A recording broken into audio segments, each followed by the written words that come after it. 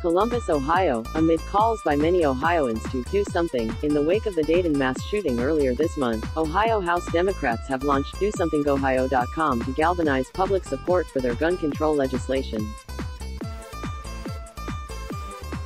The website, unveiled Monday, highlights bills introduced earlier this month that would, among other things, require near-universal background checks for gun sales, raise Ohio's minimum age to buy a gun from 18 to 21, and create a red flag system that would allow authorities to temporarily confiscate guns from those deemed a threat to themselves or others.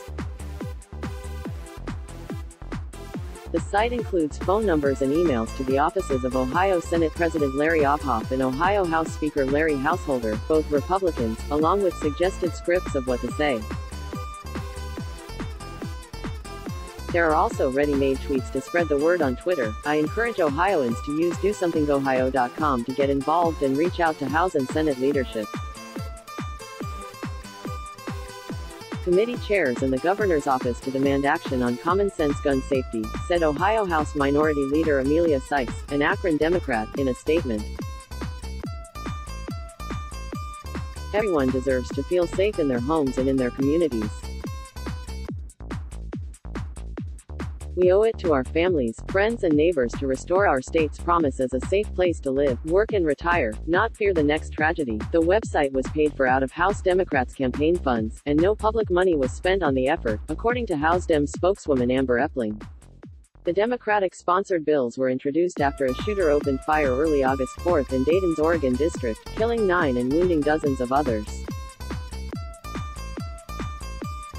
At a vigil in Dayton the following evening, Gov. Mike DeWine's speech was drowned out by people chanting, "Do something." Both bills were introduced last session by State Sen. Cecil Thomas, a Cincinnati Democrat, but neither went anywhere as Republicans hold a supermajority in both the Ohio House and Ohio Senate.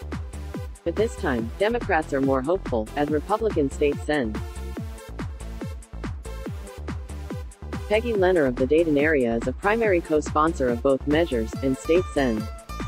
Stephanie Coons, a Republican from suburban Columbus, has signed on as a regular co-sponsor. Republican Gov.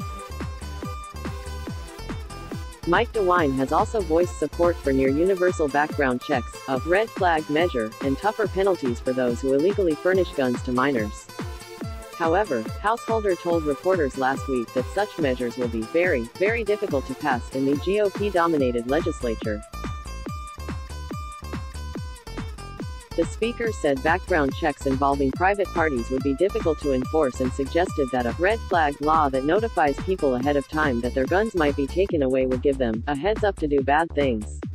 Lawmakers are currently on summer break, meaning even with GOP support, gun reform legislation is unlikely to pass before this fall, at soonest. Let's block ads. Why?